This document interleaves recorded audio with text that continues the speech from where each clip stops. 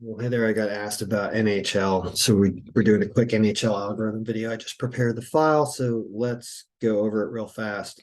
Starting us in the middle of the day here, almost 3:30 p.m. on the East Coast. So I think I missed the majority of this game. It's 2-1 rain, 2-1 Bruins right now. So it looks like, the Bruins are such a good team. Algorithm really heavily favored the Bruins here is the number one pick apparently, but I just put it in after the fact because I didn't have odds because I'm just doing it now. So let's talk about the other games that are happening today. But man, are the Bruins a good team, looking like they're on a cup run because the Rangers traded for players too, but the Bruins are just like they're just unstoppable lately.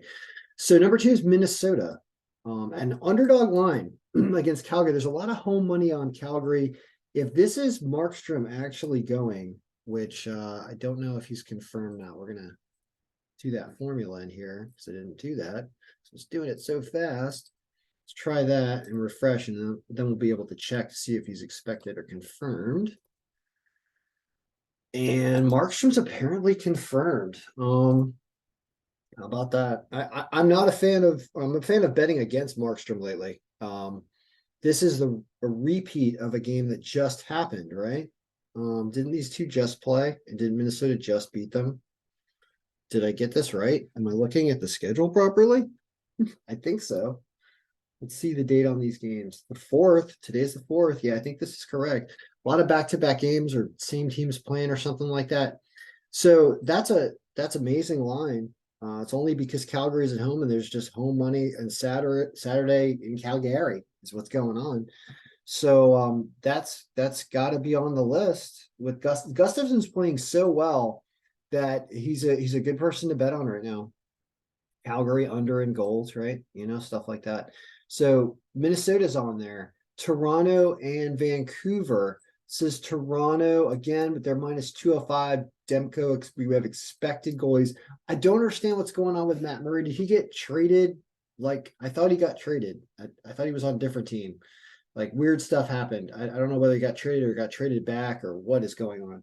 Or they had his name and his team wrong or something. Or maybe there's a different Matt Murray even. There could be two Matt Murrays too. I'm not sure what's going on, but it showed up on Toronto, and I thought that was different from the previous day. So definitely double check what's going on here because they're still expected goalies. So I almost don't even want to comment, but it would normally have Toronto up there.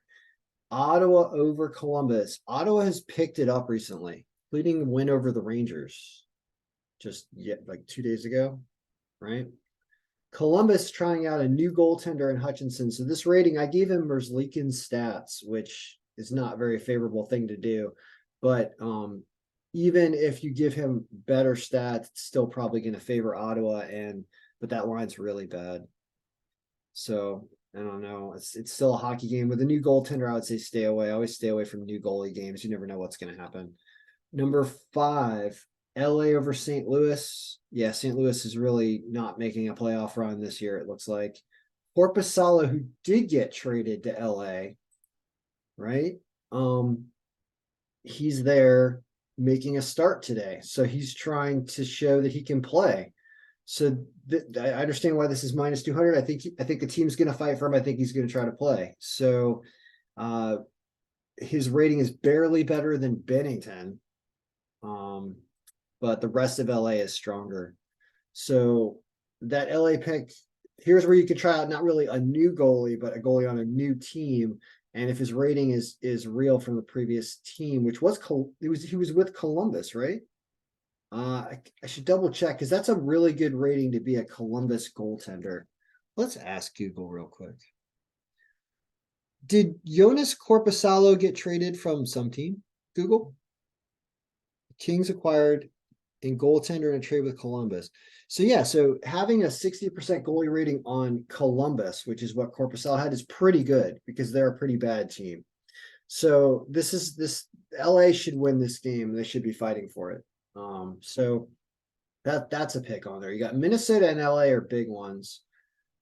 And Toronto is probably I shouldn't argue with the algorithm. Toronto's another one. And those are three. And then Ottawa over Columbus, but the line is bad. But yeah, stay away from a new goalie. Just stay away from a new goalie. Stay away from Ottawa there. even though they'll probably win. What else? We got 6. Nashville and Chicago. Nashville playing better. Chicago also playing better. It's still a hockey game, and that's a bad line. And Columbus's rating is pretty bad. Mrazek's rating is bad. There's a lot of badness going on here. It's tough. What do you play in a game like this? You play an over in goals or something because the goaltending matchup's not great. I bet Nash. I don't know. It's tough. We're getting down on the list here. Number 7, Edmonton and Winnipeg. Says Edmonton with Campbell expected against Rittich expected. I don't know this. This is because both these teams played games yesterday. So the goalies are probably going to be the second string goalie matchup, which means expect a lot of goals, right? Because these are the second string goalies essentially on both of these teams. So that's why you're seeing it over there. I'm sure the over-under is set at, 7, of course. It's crazy. At least you get a reasonable line on Edmonton, who supposedly wins this game 10% by margin. The only problem you have is you have a weaker goalie. So you can expect, if there are lead changes in this game, to bet Edmonton if they go down, because they'll probably outscore Winnipeg, but they might get outscored by Winnipeg if Campbell really has a bad game. So really expect the over, even though it's set at like 7. It looks like that's happening. McDavid's on a tear, just putting up points every game. He's just really, really being a superior player and showing it. Washington. Hey, Washington, you guys still have a hockey team? Thought you traded everybody away. I don't recognize anybody. I recognize Orlov scored goals on Boston. I recognize Lars Eller, one of my favorite players, going to Colorado. I go to Colorado a lot. I understand why he's there now. It's nice. Well, Washington still has somewhat of a team. And they still have Ovechkin, still chasing goals. But it's starting to look like the show of, playoff goals don't count toward the overall total when you look at the records. So I guess it doesn't matter if the Caps don't make the playoffs this year because it doesn't look like they are.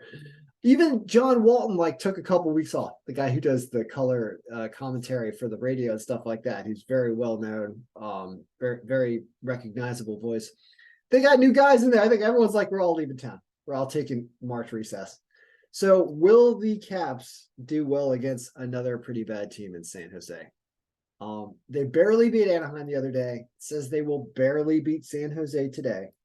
And you got to look at the goaltender matchup. It's probably not going to be looking. Plus, they just suffered a bunch of injuries too in the last game. It's a disaster. I think Wilson got hurt. I should really look at the injury report here. We can do that. Yeah, here we go. Look at all the Washington players that are on the injury report. Faravari, Carlson. Okay, it looks like Wilson's not on here. But a lot of defensive problems. No wonder we're having trouble. So what do you do there in this game? Well, tough. It's tough. It's just really, really tough. That's why it's way down here. Even the algorithm, which normally you'd think, would heavily favor the Caps, they're just not having it. So it's going to be a tough game. Number 9, Colorado and Dallas. That sounds like fun. And that's also happening right now. I think that's starting right now. Apparently. Yeah, it's starting right now. So what do you do in this game? So these two goalies are good. I really think Ottinger's fantastic. What's confusing about this is why Dallas is playing so bad since the break. I guess, I think my numbers are semi-close to right here. They're not completely right, but they're certainly pretty close. And they have not shown it since the break. And even games they won against Arizona or Anaheim or somebody, they came back from being down. They're not having it. Colorado has been having it and woke up right here after the break. What's fascinating is because Ottinger's usually so good that they should slow Colorado down enough to beat them. However, Colorado's playing so much better that they're supposedly going to overpower. And as a hockey player and a hockey fan, I can say that for some reason, when you're not playing well, that becomes pretty much the overarching factor in how your games are going to go. Like the bounces are not going your way, they're not going your way. It's like totally the different with the Bruins, right? Like the Bruins, like are the Bruins going to blow this game to the Rangers in the last few minutes? No, they're already up 3-1. Yeah, exactly, because it makes sense because the Bruins are just owning life. So you can look at this and be like, all right, well, which one of these teams would you take in a game where the lines are almost even? It's obviously Colorado. Even though Ottinger can have an amazing day and really slow Colorado down, right now the pucks have been going in for Colorado, and it puts them as the pick of the two teams, which one the algorithm actually says to take, even though raw power favors Dallas. So that's what I like about the streaks is they're usually, this is the only way I was able to get the algorithm to pick the proper team when you could tell that the team shouldn't win, but the raw adjusted power was saying this team wins. And of course, Dallas will probably win because we're going through this long explanation of why Colorado's a better pick from the algorithm. But in general, more often than not, even though it's not a huge percentage and it's not really, really definitive, this is a better way to look at it, which is why this pick rank usually comes out with a better answer. And so I'll go with Colorado in that game because of that reason. It's a recency bias thing, but that's a nice way of gauging how the team is playing. Last game, Pittsburgh and Florida. Super close, super close. Tristan Jarry's expected. That game is at 6:00. So yeah, there's a lot of hockey tonight, and that's just a close game. It does say a tie, right? I guess if you bet the tie, you do that. And I think that's all the games, right? So in summary, LA to win, Minnesota to win. I want to say Edmonton to win. Yeah, look how bad Winnipeg's been playing. They're the seventh pick. Edmonton to win.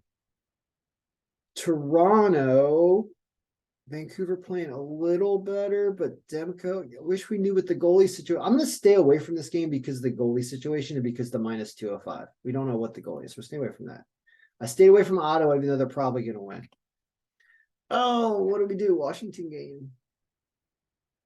Oh man. We do Washington, San Jose. I don't know what to do there. It's way down there. I would normally take the Caps. I guess we can take the Caps. We're just no, I don't want to do it. I don't want to do it. It's scary. All right, I'm not doing that. I'm taking Colorado. Edmonton, Colorado, which is just starting. Minnesota, LA. Is there anything else to do? I'm gonna bet the tie in this game and throw that on the round robin because it pays like 300. And it's pretty close. It's super close, and it's just a fun one to bet for, even though you don't even hit it 1 out of 3 times. You hit it like 1 out of 4 times. Although that night I talked about betting all the ties on one round robin that it predicted. We did hit 2 out of those 5 and got some money back and almost hit the third one. Third one was actually tied in deep into the third period. And Montreal ended up coming back and winning that game. So it can work out sometimes. And when the algorithm does put this out, it's kind of a fun one to play.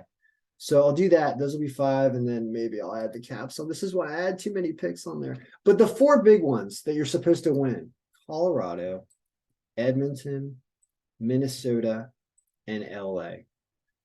And there's possibilities for things like Nashville, Toronto, and Ottawa also. But those 3 have poor lines, and there were interesting, weird little reasons maybe not to play them. But these 4 will be pretty good, I think. LA, Minnesota, Edmonton, Colorado. All right. Good luck, everybody.